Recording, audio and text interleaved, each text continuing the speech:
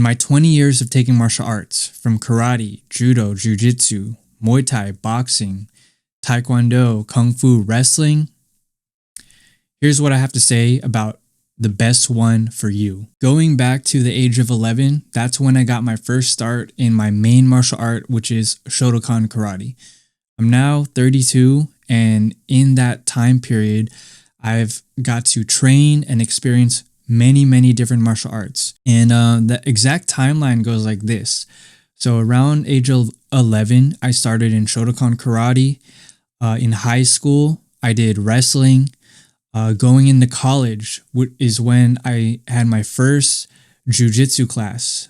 18-year-old, training Jiu Jitsu as a white belt at City College of San Francisco with some great guys there.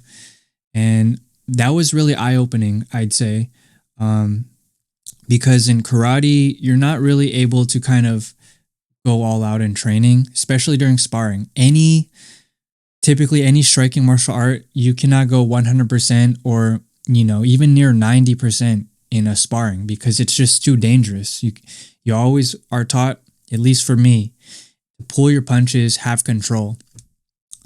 But for jiu-jitsu, you have the unique ability to roll hard, spar hard without hurting your opponent because of the fact that there are no strikes involved.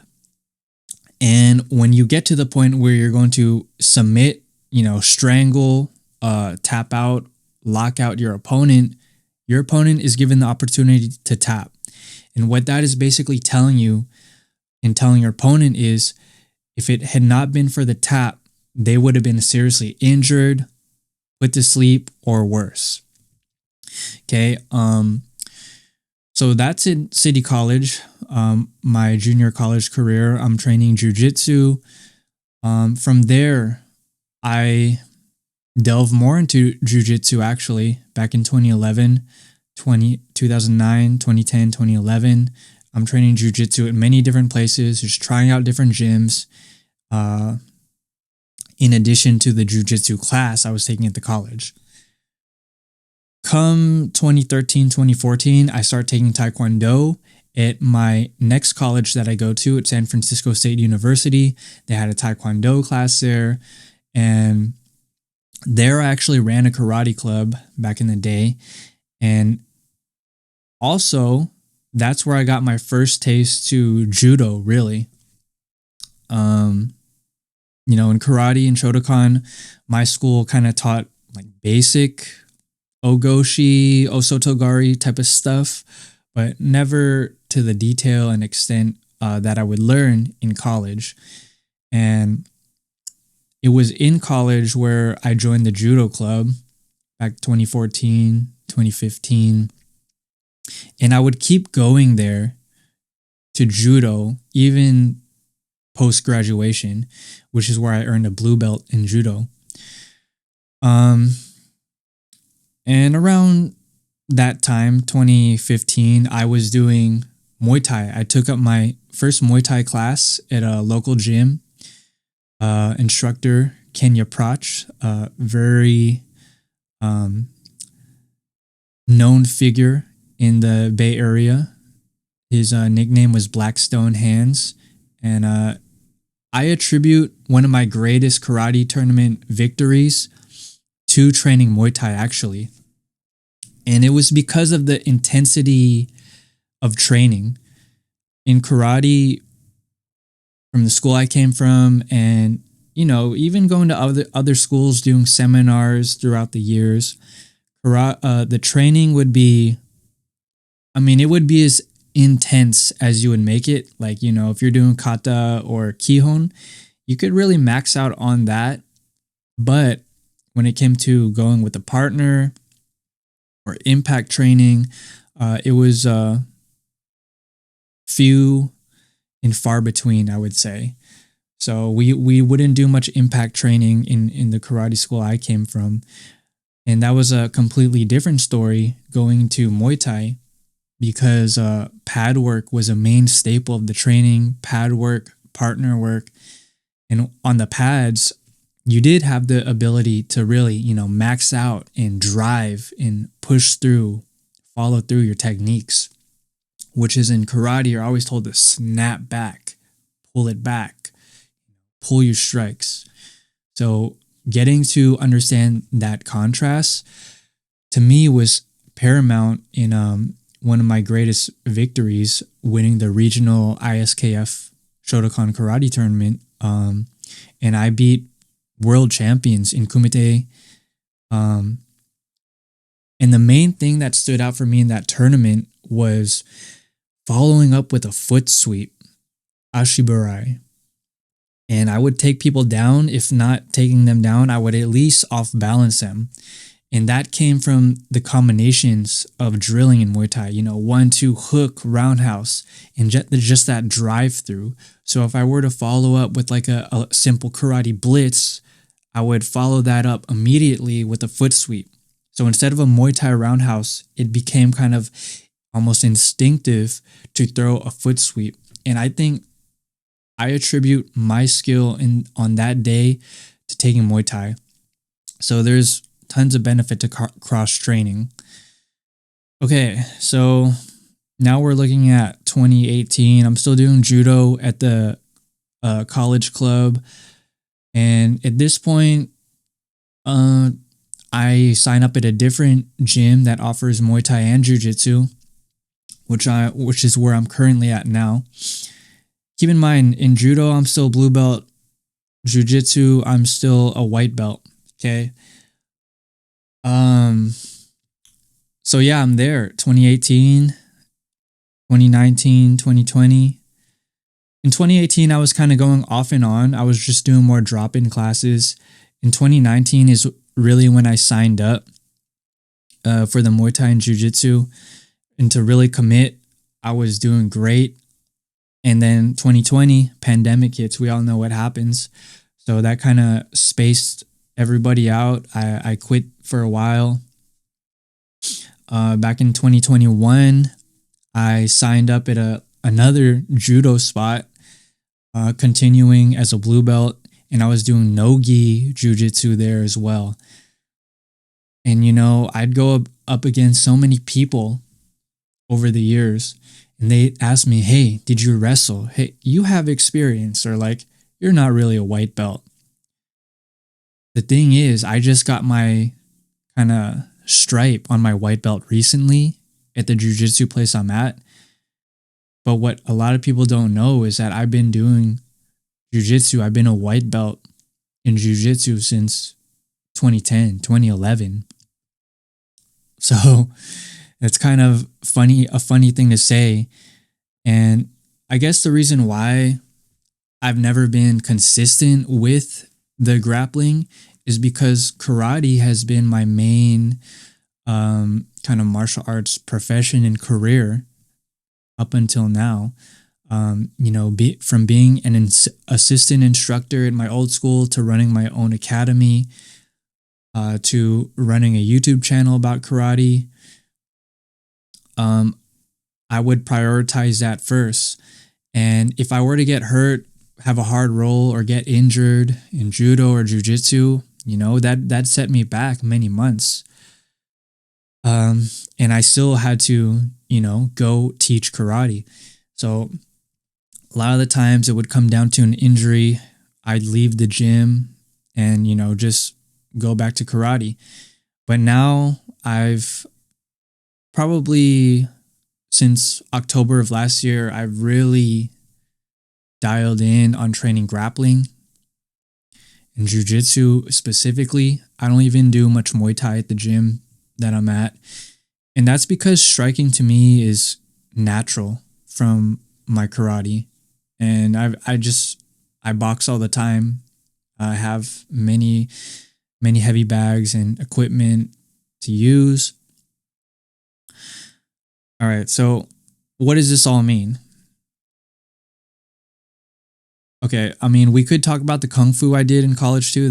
I had a Bagua class. But there is similarities and differences between all styles of martial art, obviously. And having having taken so many of the martial arts, there are certain principles that resound with all of them. And it was not until like a recent jiu-jitsu seminar I went to, led by top Gracie black belt, Hickson Gracie black belt student Henry Akins. A lot of the things he was teaching is called his hidden jiu-jitsu, and these are just underlying principles that are behind the technique, that are in the background that we don't really observe. In those hidden principles, those subtleties of martial art, I also found throughout my Shotokan karate career. And he talked a lot about relaxation, posture, breathing, finding angles, leverage. Okay. All those principles can be found across every single major martial art.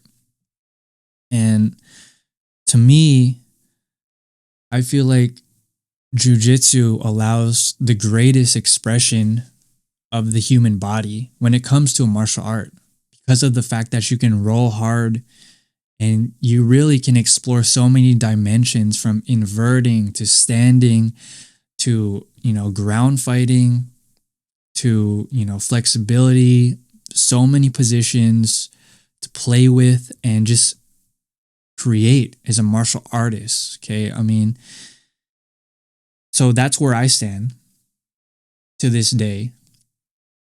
And I feel like I do have a unique angle and perspective on my jiu-jitsu because of my eclectic background in the martial arts. And now this goes hand in hand. Things start to come full circle. And this goes back to my karate training. What karate has taught me and has given me more than any martial art is a foundation. And as a martial artist, a combat athlete, having a good foundation is the most important thing for leveling up and skill transference. So what do I mean by foundation? I'm talking about fundamentals, basic fundamentals, human anatomy, physiology, flexibility, dexterity, focus, concentration, breathing, okay? Kind of that mind over matter, visualization, coordination, rhythm, flow. To me, I've learned all these things through karate. Kinetic chain, okay? Doing the kata over and over. You want to find the most efficient route to make things effective.